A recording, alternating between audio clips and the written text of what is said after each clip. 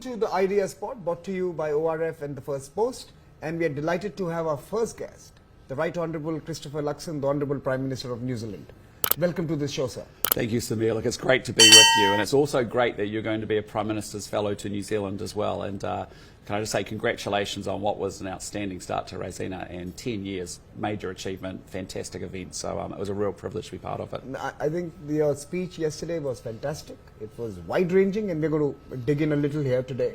But also, it pressed all the right buttons: technology, geopolitics, people, planet, and partnerships. I think it kind of covered the entire essence of why we are gathering here at the Raisina Dialogue. I think Raisina is pretty special because in that room you had people from 130 different countries.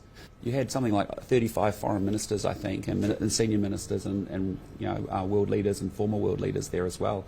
And to have a discussion forum like that, I think, is very special what you've built, because the fact that you can actually have people with very disparate and different views coming in and actually be able to debate and discuss those was really, really stimulating, really interesting. So I just love the way the event has built over time. I think the way that you've themed it differently every year is really special. And there's not that many global forums where you can actually come with all those different sets of views and actually put them out on the table and discuss and debate them.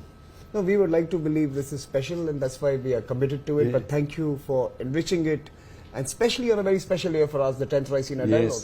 So you will always be part of our chronicles and stories now forever, Great. Prime Minister. So what would be the key messages that you would want our audience, viewers, also the foreign policy and strategic community to take away from your speech? Look, I mean, I think the first thing is we are living in a huge world of opportunity. So yes, we have a more volatile, uncertain, complex kind of world to navigate.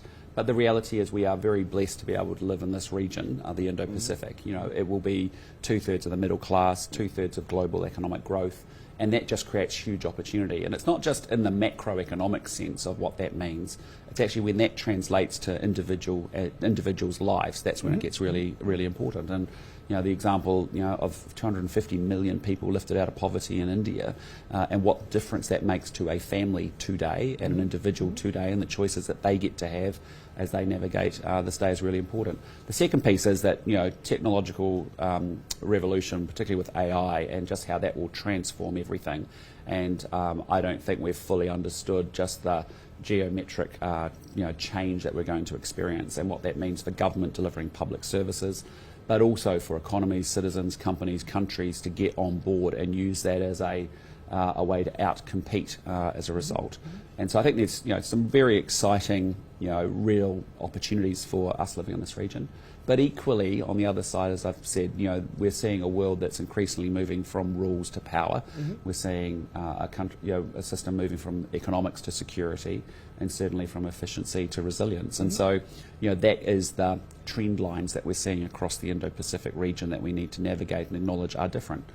And the solution to that is that we actually need to work together and have relationships and change and evolve our institutions and actually enable people to have the freedom, countries the freedom to choose their path without interference. And so, that's a call for all of us to continue to have forums like Raisina and actually think about where our region's going to and how we shape it.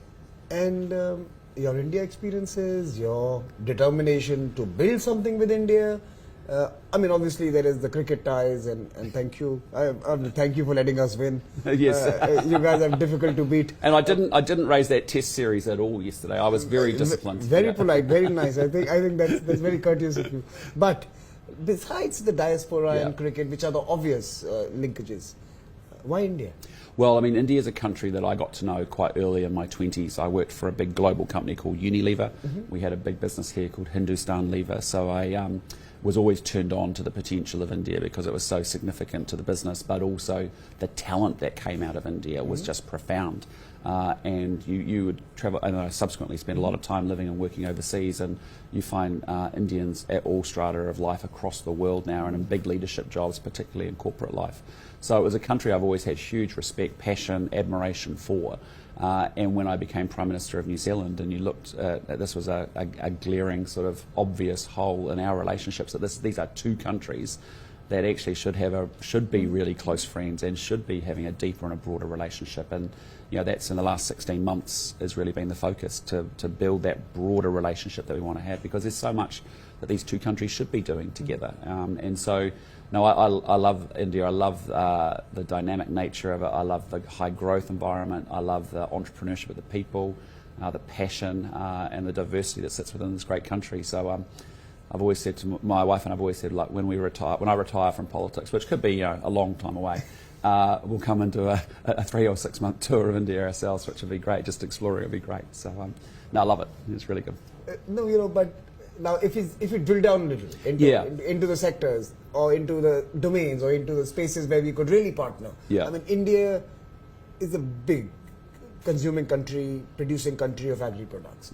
New Zealand is a very nifty, smart, advanced agri-based economy as well. India, yesterday you mentioned in your speech, landed its probe in the dark side of the moon.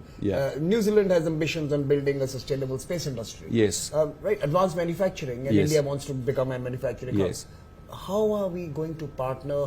What should be the formats of partnership? So I think that's what we started yesterday. We had a series of MOUs and agreements that we had between the two governments, focusing on the areas of opportunity. But if you take, defence security, if you even take space, New Zealand is now the 4th largest launcher of rockets in the world after the US, China and Russia.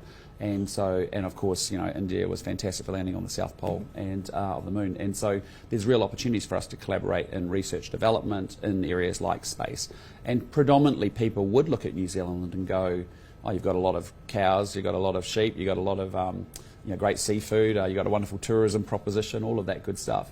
But we also have a really fantastic and burgeoning AI environment and tech world. We have obviously a space sector. We are 88% of our electricity is renewable, so we have huge expertise in geothermal and hydro and wind and solar, and those are things that we can offer countries that are making that transition from low to middle to high incomes across the region. So, what Prime Minister Modi and I talked about was it doesn't matter whether it's in the defence and security spaces or whether it's in the trade and economic spaces, and frankly the people-to-people spaces.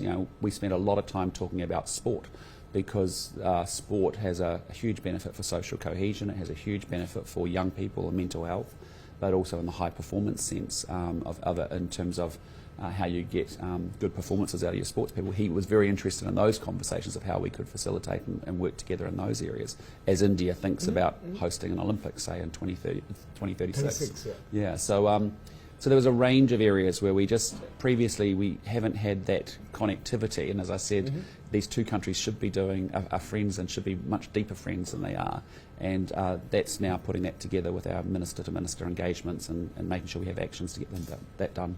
There are two issues that you raise here. One, of course, is the obvious synergies, and second, of course, is how do we familiarize the two industries, the two ecosystems to each other. I think there are two issues here. The opportunity as well as the bridge that needs to be built in some sense to empower collaborations and partnerships. In your assessment now as a businessman of someone who spent a lot of time in the business space, are New Zealand businesses ready to be looking at scale and size and pricing that countries such as India will naturally demand? Yes, I think they are, and that's why I've brought the biggest delegation that has ever accompanied a Prime Minister here, and it does comprise of Indigenous and community components in the delegation, but also our business leaders as well, and they see huge potential here. And part of it is exactly what you're saying, is that in order to get greater results and to have things that mutually benefit both India and New Zealand, we actually need that big store of relationships, because it is the people-to-people connections, the understanding of a market and each other, that then leads to you and I discussing the possibilities of what we can do together, and then we put the plans together and then we get those results. So I'm a big believer of everything starts with relationships, or the people-to-people connections, and then the flows of trade and capital and investment and information will flow from there. So that's why these delegations are really important for our business people to get more literate about the market, the channels and the route to market for their products or services that they may have. But again, on this delegation, I've got people from the education sector right through to the tech sector and everything in between, and they are really learning a lot by getting access to people who have expertise in this market, and that all helps. That all helps. And we'll do the same, reciprocal as people. No, we want to do that, and I'm going to come to you in a bit on that particular aspect. But let me also mention to you that, courtesy your High Commissioner in New Zealand, we realized that at the Raisina Young Fellows program, we hardly had any New Zealanders. Yeah. And this year we have actually had a New Zealand young fellow join us. Great. Izzy Fenwick, who's yes, Izzy's great. Yes, I know. So, environment crusader, as it were. Yeah. But Izzy is there. But the point here is that you have so much talent there. Yes. And that talent still seems distant from India. Yes. We need to, in some exactly, sense, and that's build those bridges. and that's exactly what this week's about. Is that the last 16 months has been about establishing the top-to-top relationships with our government and our senior ministerial teams, and they've all met their counterparts, and there's been good conversations happening there. But we're exactly right. We have to make sure, because we bookend different ends of the Indo-Pacific region, and so we are far from each other. But that's why we have to work even harder at just making sure we get those people-to-people connections flowing. Because, I think it will be great. Many New Zealanders participated or watched yesterday, Raisina, and I think that's a great example where going forward you'd go, well, that's a great forum. We would want to have people representing us in that discussion and debate as well. Now for the reality check. We live in a neighborhood, and you mentioned this in your speech yesterday, Prime Minister, where there are revisionist powers, or powers who don't necessarily agree with the way many of us believe the world should be organized and managed. They want to change it. They want to be expansive politically and in terms of their economics, perverse economics. New Zealand, some in India believe, felt that it could hide from the geopolitics of our times and watch it pass by. But geopolitics will come to you. And is New Zealand today more aware of the requirement for political partnerships, security partnerships, and partnerships with like-minded countries, so that we can defend this order that we built assiduously over the last 7 to 8 years? Yeah, look, absolutely. And you've seen my government over the last 16 months since we've come to office, make that case very strongly. We've been in a very benign environment. We're very isolated in our part of the world where we sit. We've not been threatened in any material way, in that sense.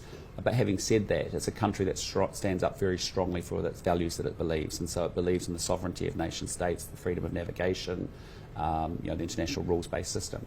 And my message has been very clearly to the New Zealand people, but also projecting internationally, is that it's all very well having those values, but you've actually got to follow it through.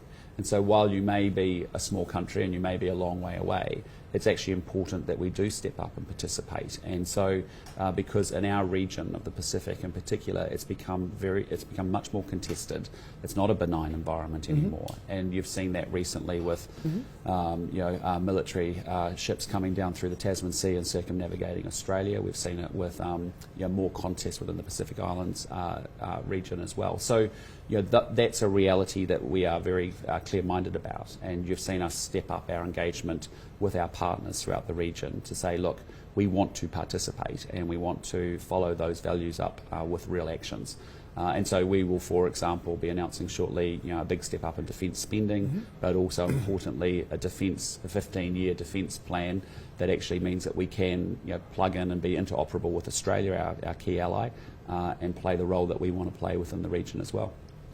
Prime Minister, you mentioned the Indo-Pacific and the vast expanse of the Indo-Pacific. If you look at the western flank of the Indo-Pacific, you would find these dynamic centers, Doha, Dubai, Abu Dhabi, Riyadh, some more that are emerging, fueling growth, dynamism, innovation. You come to the central verge of the Indo-Pacific and you see Mumbai and Bangalore and Singapore and a few, Thailand, Bangkok and a few others who have emerged as centers of real innovation. There's something missing there. On the eastern side, as you go, we don't see that same dynamic centers emerge who are driving international economics, finance. Is there a case for Auckland to emerge as one of the eastern hubs of the Indo-Pacific before we finally land in San Francisco and Los Angeles, which is very far away? So in some sense, there is an opportunity, but there is also a self-imagination that is required to be this small but very large and influential economy. Yeah, look, I think we may be a small economy, but I think New Zealand's got a lot to offer the world. Correct. And the way that we think, the values that we stand up for, I think are really appreciated around the world. And I think we do punch above our weight in terms of the contributions that we have historically made and will continue to make. I'm just wanting to make sure that we follow those values up with really strong and purposeful action. But you're right. I mean, New Zealand's a great bridge when you think about all the economic power that's sitting in Southeast and Northeast Asia, connecting through New Zealand to South America, for example. It's a great bridge and landing pad to then launch into North America from. So, that is the opportunity for our country. And we think, it's a country that has, I think, unlimited potential. We are bank smack in the middle of the Indo-Pacific region. We have very strong social and democratic institutions. We have abundant natural resources. And we have the most talented creative people on earth. So, there is no excuses or reasons for why New Zealand can't do exceptionally well for itself in the coming years and decades. Just last week we had an infrastructure investor summit where we had people with over $6 trillion of investors come from 16 different countries as we open up our economy to foreign direct investment, particularly as in the areas of public transport and those emerging sectors like space, like renewables, like AI, that we see huge opportunities for our country going forward. So I think New Zealand's got a fantastic future ahead of it. It really does, and it's very well positioned. And I just want to make sure that we hit it with some ambition and aspiration and positivity and can do. So, as we close this conversation, and thank you for your responses and your time this morning, and I know you have a very, very, very busy schedule in India now. But when you ask me to come on, I can't say no. No, but thank you, and we are truly grateful. We are truly grateful. Now, as we close, this is slightly wicked, slightly self-centered, but I think it's important because it's also, in many ways, the journey that you seem to be on at this moment, which is to get some of the most important, dynamic, large economies of the world to relook, reinvest, re-engage with New Zealand in the 21st century. And my question to you was that, is it time for New Zealand to actually become a center for the production of ideas and for the scripting of the future? Is it time for New Zealand to have its own Raisina Dialogue, or to have an innovation summit, or to have a Blue Economies Forum, where you are actually producing the ideas along with your partners that will result in businesses and politics and security architectures for the future? Do we need a Raisina in New Zealand? I think it would be fantastic. I actually think it would be absolutely brilliant. I think the format that you've created, the debate, the discussion would be brilliant. And I just say to you, New Zealand's on the edge of the world, and it's at the edge of things when you actually get that multidisciplinary sort of thought coming together, that you actually get the breakthroughs and you get innovation. And so I think New Zealand's a perfect place that has demonstrated that in its past. I mean, this is a country, remember Ernest Rutherford, he split the atom. Edmund Hillary climbed Everest. This was a country, Kate Shepherd drove, giving women the vote, the first country in the world to do so a long time ago. And so, it's edge thinking from New Zealand that I think would have a lot to offer the world. And so I love that idea. It's great. And this is what I want to end this conversation with. People in India acknowledge New Zealand as a country with a big heart. But New Zealand has always been people with big thinking as well. And I think big thinking and big heart. I agree. And a big partnership with us. Yeah. Should no, be we're looking a recipe forward to for it. the future. It will be good fun. Thank you, my friend. Look forward to seeing you in New Zealand soon. Thank you. Thank you. Thank you.